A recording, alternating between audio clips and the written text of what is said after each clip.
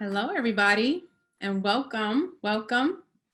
My name is Ebony Roberts, and I'm excited to be here. I want to talk to you about building a partnership with your co parent.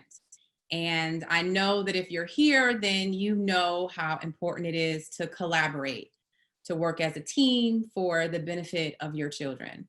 Some people see co parenting as just parenting, but a cooperative relationship with your child's other parent is not a given, as I'm sure many of you know.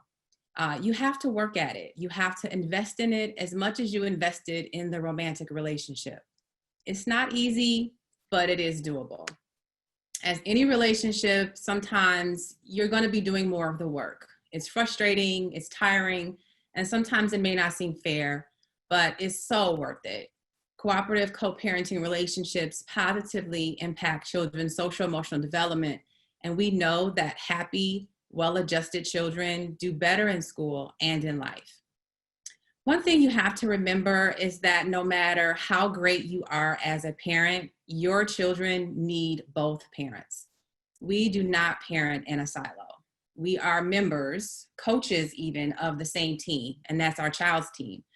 And our goal is to raise healthy, thriving children. So, how do you build a healthy relationship with your co parent? And how do you co parent as partners?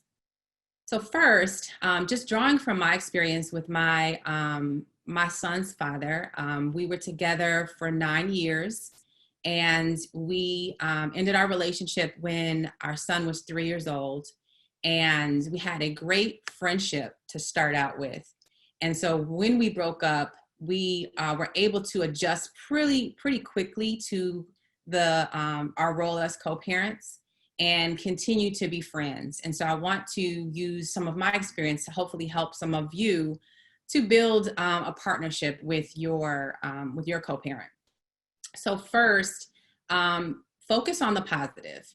I subscribe to the belief that your thoughts create your reality. So if you focus on the frustrating, painful parts of your relationship, then that's what you'll get more of.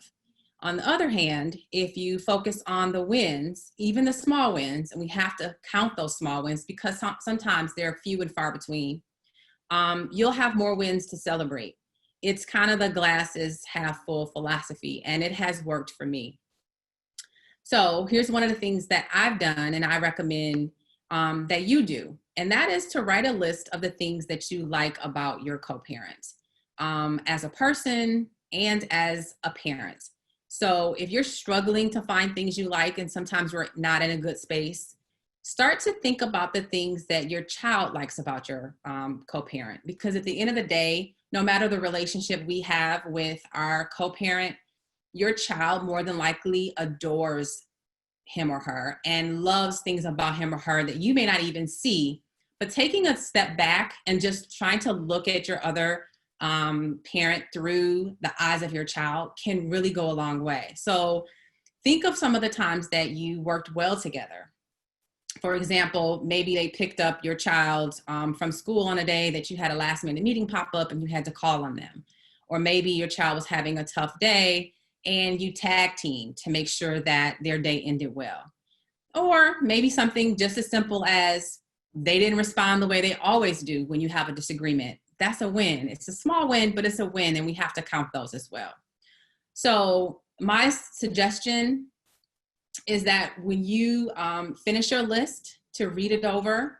And if you're led to, some people may not feel comfortable doing this, but if you're led to, let your co-parent know what you appreciate about them and what they're doing on behalf of your children. Sometimes we do that on Mother's Day or Father's Day, but some of those times throughout the year, you never know what your other co-parent may be going through, how they're struggling both as a parent or maybe in other aspects of their life. And a little tip, to them says, I see you, I recognize what you're doing, and I appreciate what you do on behalf of our child or our children, can really go a long way. We know what compliments do for us, and it can go a long way to building the kind of partnership that your child needs in order for you all to co-parent together.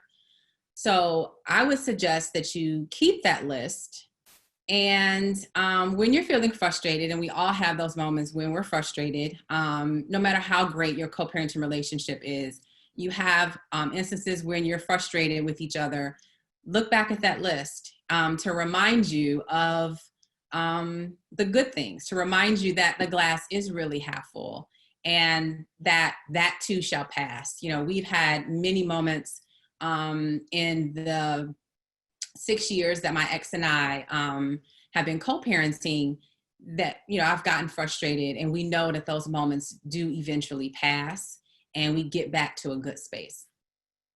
Secondly, I would say one of the most important things that I've had to do is to take my ego out of it. So that's my recommendation.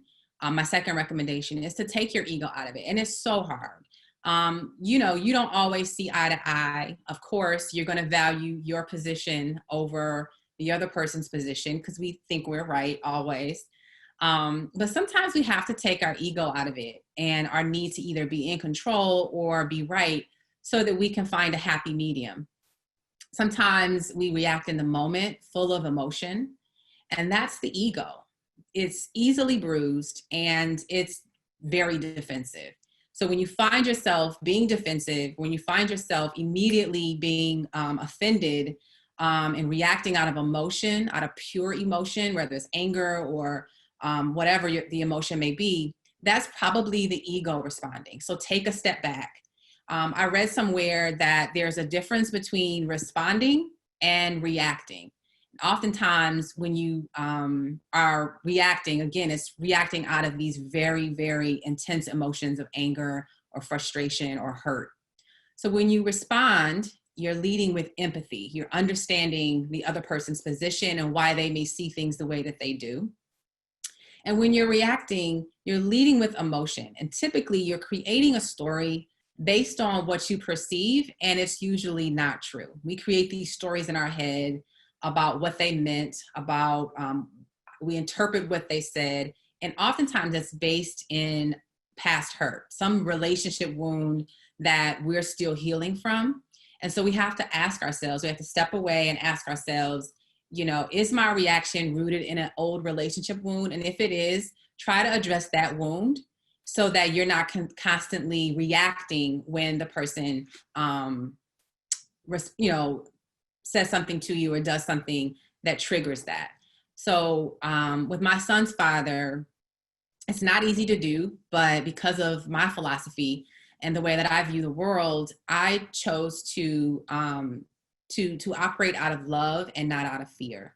So of course, when we broke up, there was this fear of being alone. There was this fear of, oh, he's going to find someone else. There was this fear, all these fears of the unknown that I had to wrestle with. And so rather than focusing on those, I chose to focus on love, not romantic love. So it wasn't necessarily love for him in the way that I had grown accustomed to, but love is an energy, and that energy never dies, right? So energy, as a scientific fact, never dies. So love never dies, it just gets transformed. So the romantic love I once had for him now is transformed to our co-parenting relationship. So for me, operating out of love means being kind and not petty. It's choosing to focus on the good in him as a father. And there's many things that are good about him as a father and not his missteps as a partner. I try to take my ego out of it, what I want, and lead with what's best for our son. And sometimes I don't get my way. Sometimes he doesn't get his way. But if we can find a happy medium, where we're both happy because we know that our son is getting the best out of the situation. So he is at the center of all of that. And my love for my son makes me want to do whatever I can to maintain sort of this triangle, because I only have one child. So to maintain this sort of triangle of love around him. And that includes the love and care that I have for his dad, even though we're not in a romantic relationship anymore. And third and final is to be as inclusive as possible. I hear stories of parents where they don't communicate, and so the child may have doctor's appointments or parent-teacher conferences or things going on in the child's life when they're with one parent, and the other parent doesn't know what's going on. So in order to establish this partnership and to build on that partnership, I always include his dad, probably more than, most people think is necessary, but I include him in all the little things. So I may not be married, but I'm not a single parent by any means. I don't parent alone. And one of the things that I started was, including him in, okay, if I have to take him to a doctor's appointment, I'll let him know that I've made the appointment when it is. And that way he can choose if he's available to come with us. After the appointment, I'll let him know what the doctor said. I talk to him about any decisions that need to be made, whether they're major or minor when it comes to my son. I make sure that if parent-teacher conferences come along, he knows when the dates are, he knows, and if he can make it, we try to coordinate our schedules. And throughout the week when my son is with me, I send him pictures of things we're doing. If we cook together, if we go to the museum, if we do things, I make sure that he's included in my son's life with me, because that's a part of, helping him kind of be there when he's not here. And it also helps my son to feel like his dad is still a part and still involved. And he'll even say, send that to daddy, send that to daddy. So he wants to see that we're partnering together. And that really makes him feel good. So I see my son's dad as a partner. And when I'm frustrated with motherhood, sometimes I actually reach out to him for support and for advice. I ask him, I give him a scenario. If my son's having a bad day and I'm super frustrated, I may ask him, did I overreact? How could I have handled this differently? So I really see him as the partner in this, because I don't want to think about this and have the weight of parenting my son, who is now 8 years old, all on my shoulders. And you don't have to, but you have to establish that partnership. And it takes baby steps sometimes to get there, but it is so worth the effort. So we know that the child's other parent is the only other person who cares and loves for your child as much as you do. And so my hope is that you will nurture that relationship through positive, open communication, and set aside old hurts so that you can show up 100% for your children. I know it's not common for co-parents to go to therapy, but we have considered that, and that is something that I absolutely recommend to anyone who is struggling to build that partnership. Because a lot of times what gets in the way of that partnership is those old relationship wounds. And even though you may not be partnered up romantically, if you still have to work with your parent to raise your child, then you will need to get through and address some of those old relationship wounds. And I think that it benefits the entire family unit when you're able to do that. So those are 3 things that I've done and that I recommend to build a partnership with your co-parent. And I'll just go over those 3 things again. One is to focus on the positive, because there's always something positive to be found, particularly when you've had a romantic relationship.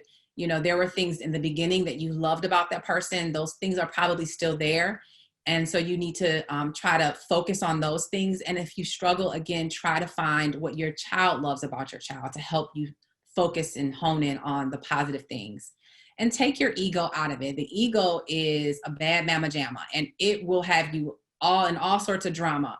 So when you take your ego out of it and just try to be empathetic and try to focus on your child and what's best for your child, and not necessarily what's best for you or what works for you, you will find that it will ease some of the drama and some of the intense emotions that come with co-parenting. And then finally, just being as inclusive as possible,